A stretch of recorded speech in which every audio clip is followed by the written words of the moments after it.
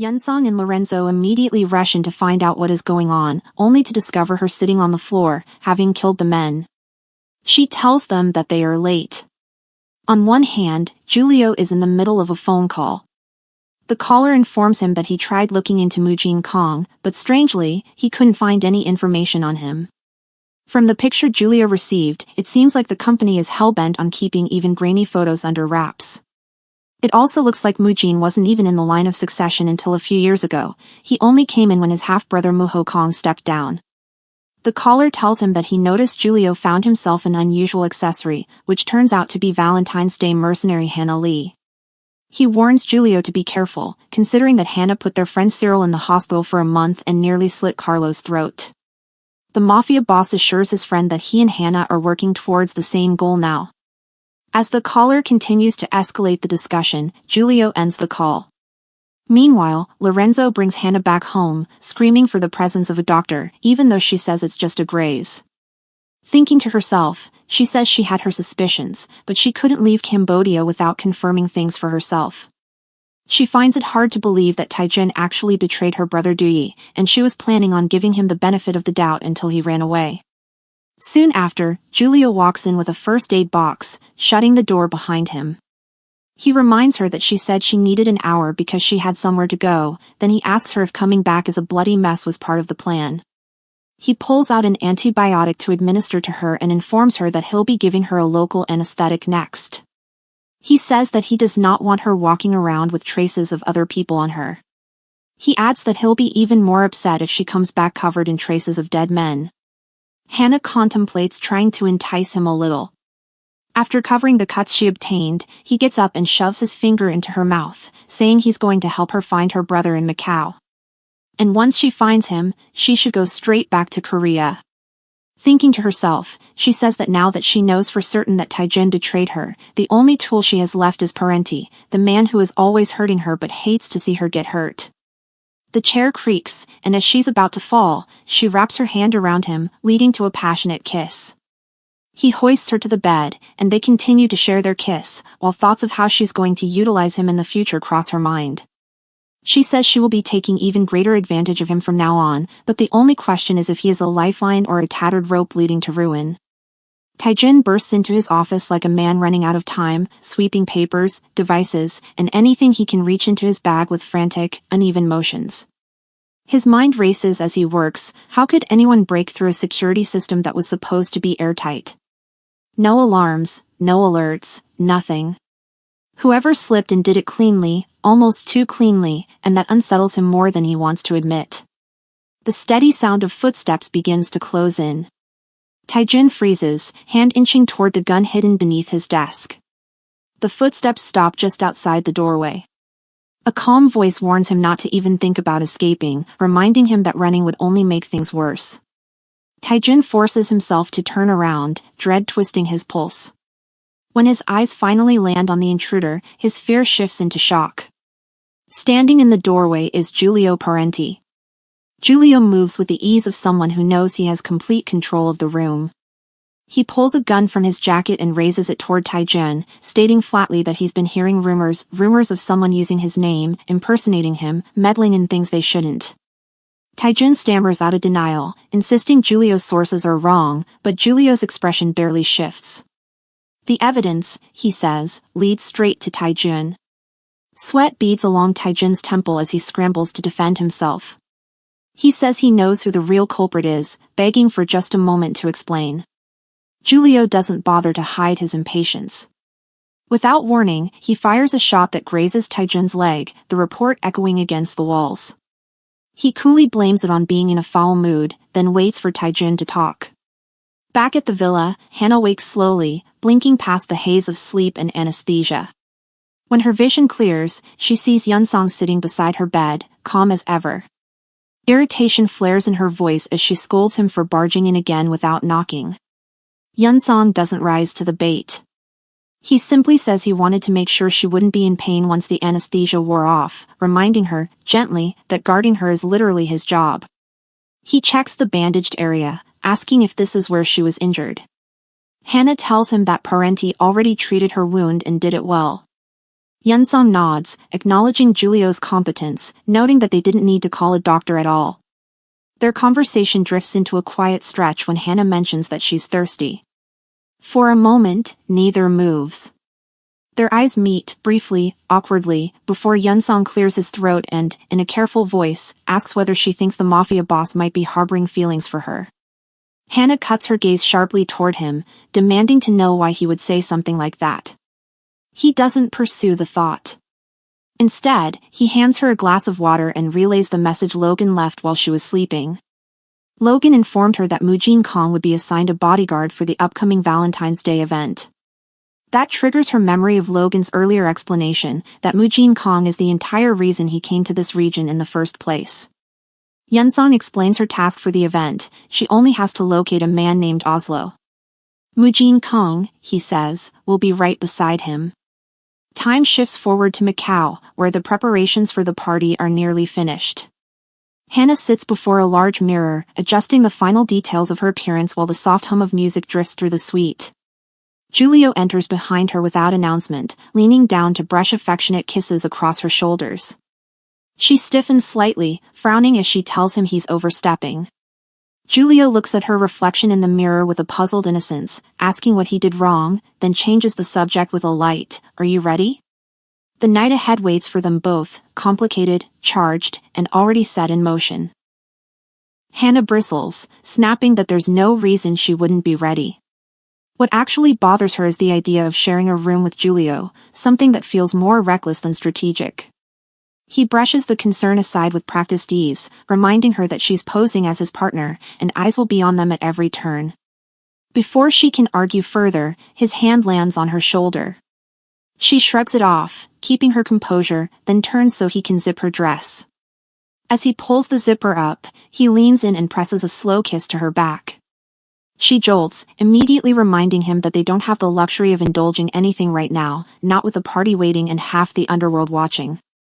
Julio only murmurs that he's not even eager to attend, but if they must go, then he wants her to walk in with a presence so striking it shifts the room. When she questions whether that kind of provocation is necessary, he answers without hesitation, "It is." In this kind of arena, the one who foolishly believes they hold the upper hand is always the one who moves first. His meaning hits her like a stone. She asks if he's implying that Mujin Kong will be coming for her. Julio smiles, just enough to confirm it. He leans in to kiss her again while her mind's still caught between possibilities. She mutters that this isn't just her imagination. Ever since that night, he's been far more physical with her, almost as if he no longer feels the need to gauge her reactions. Part of her wonders whether she should play along. It isn't the worst option. If he keeps getting carried away, he might drop his guard at the right moment. A sharp knock at the door interrupts the charged moment. Hannah stiffens, but Julio stays calm, saying it's likely her equipment. He retrieves the box from the hallway and hands it to her. Inside is an arsenal disguised as jewelry, a bracelet lined with sedatives, a necklace hiding a miniature explosive, hairpins sharp enough to be used as weapons. She tests each one, noting their quality, and asks what he thinks. He compliments her simply and directly. She shifts the topic, asking about the cruise ship everyone's been whispering about. She thought it had docked earlier. Julio tells her the ship she saw is just a decoy, a display piece. Tonight's event is the pre-party held on that fake vessel, the real cruise beginning the next day. When it's time to leave, he offers his hand with a quiet, old-fashioned grace, helping her up. Outside, bright fireworks scatter across the sky and crowds move like waves around them.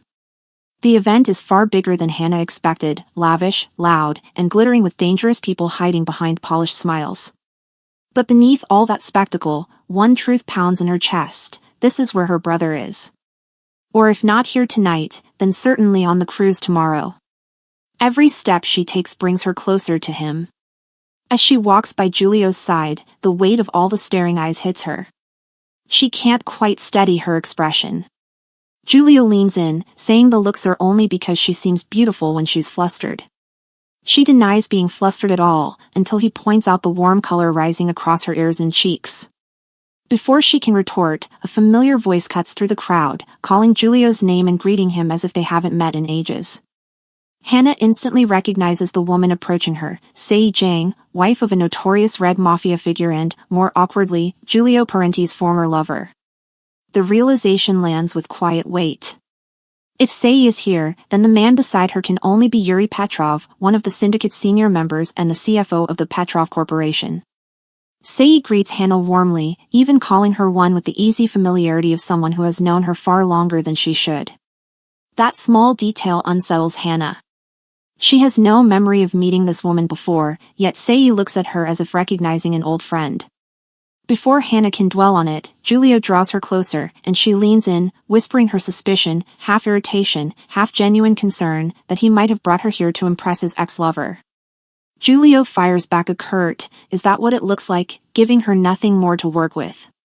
In the midst of this uneasy exchange, Hannah's eyes catch a familiar face in the crowd, Cyril Kuzmin. She hasn't seen him since the day she sent him to the hospital years ago. The memory comes back sharply. She had nearly forgotten that he serves directly under Petrov, which explains his presence, but doesn't make it any less jarring. Sei's attention returns to Hannah. She asks whether Hannah is Korean and compliments her without hesitation, another unexpected bit of warmth. Moments later, Julio and Petrov step aside for a private conversation, excusing themselves politely. Julio instructs Hannah to wait where she is. She doesn't like it, but she stays. Petrov leaves Cyril behind with a simple order, "Watch Sei." When the men disappear, Hannah turns to Yunsong, who reappears after helping with security detail on the ship. He explains the sweep he participated in, but the moment barely settles before Sei moves closer. Her expression shifts, firm, serious, assessing. She suggests they go inside, noting that the open deck leaves them exposed. The high rooftops surrounding the ship, she says, give snipers perfect vantage points. Hannah's unease deepens. Then Sei adds something heavier, Mujin Kong will not be showing his face tonight. The certainty in her tone startles Hannah. She asks how Sei could know that, but Sei only warns her not to trust anyone, not even those who insist they stand on her side. What follows is even stranger. Sei reveals she designed the bracelet on Hannah's wrist. The elegant piece hides far more than luxury, built-in sedatives and, secreted beneath a blue diamond, a capsule containing both a stimulant and antidote. Twist the gem 90 degrees, and the mechanism activates. Sei admits she never told Julio about this feature, she is sharing it with Hannah because she likes her. The confession is disarming, and Hannah can't help wondering if this uncanny charisma is what once pulled Julio in. Hannah asks why Sei is telling her all of this. Sei answers with a vague but pointed truth. Hannah reminds her of herself. She advises Hannah to trust her instincts above every reassuring voice around her. The Mujin Kong they expect tonight, she says, is likely an impersonator. The real one may be watching from somewhere unseen, orchestrating events from a distance, perhaps even arranging his own supposed appearance through a decoy. Before Hannah can respond, they both sense something shift, someone approaching with quiet intent. Gavin Smith. Hannah acts quickly. She tells Sei to sit down and call for more guards. She sends Yunsong to the opposite end of the venue, ordering him to block potential escape routes. To keep him safely focused, she hands him a fabricated ID linked to their target. All the servers are dressed identically in black bow ties, a small detail she hopes will delay suspicion long enough for her plan to hold.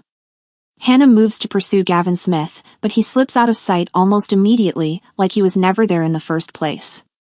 She barely has time to register the disappearance before a forceful blow lands against her. An unseen attacker crashes into her, voice dripping with long-nursed anger. He tells her she will never understand just how long he has waited for this moment. And with that, the night's fragile balance shatters. Startled by the violent shift in atmosphere, Hannah turns to Kuzmin, her voice unsteady but still searching for reason. She reminds him, almost pleading, that today was meant to be a day of truce, a brief pause in the endless back and forth of bloodshed. But Kuzmin, hardened by bitterness, meets her words with an icy stare. He states his intent plainly, the truce means nothing to him, and his only purpose now is to end her life. Before she can react, he grabs her and slams her against the wall. His hand tightens around her neck, cruel and unrelenting, as though he intends to force her to feel every ounce of pain he once endured.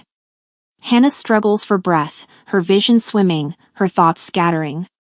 Still, in the haze, she mutters to herself, a quiet reminder that fate has a way of circling back, that cruelty always returns to its source. The room spins, and her strength falters. But then a memory breaks through the fog, Julio's voice, steady and certain, promising to help her find her long-lost brother. That vow anchors her. She realizes that she cannot fall here, not when the path she has chased for so long is finally within reach. The fear in her chest hardens into resolve. With a burst of desperate strength, she drives her knee into Kuzmin, forcing him off balance. The moment his grip loosens, she twists away, pulling the concealed dagger from her clothes. She plunges it into his hand as he reaches for her again, using the pain to overpower him. The fight ends with Kuzmin crumpled and Hannah standing above him, breath-shaking but alive. As the danger settles, her thoughts drift back to Julio, his expression, his cryptic assurances, and the uncertain line between ally and enemy he walks. The weight of her choices presses in, and she wonders where she truly stands in this vast, tangled conflict. Her attention shifts. Gavin Smith remains missing, her search unfinished. Yet another question arises, if Julio is looking for her, would running off now complicate everything? She scans the room one more time and freezes when her eyes land on someone familiar, Oslo. Calm, calculating Oslo, always orbiting the shadows of powerful men. A plan forms before she even fully realizes it. Moving with purpose, she steps into the path of a passing waiter and collides with him, letting the drink spill across her dress in a convincingly chaotic scene. The man standing beside Oslo immediately steps forward, offering his handkerchief with a courteous gesture. Oslo's gaze sharpens in recognition as soon as he sees her face.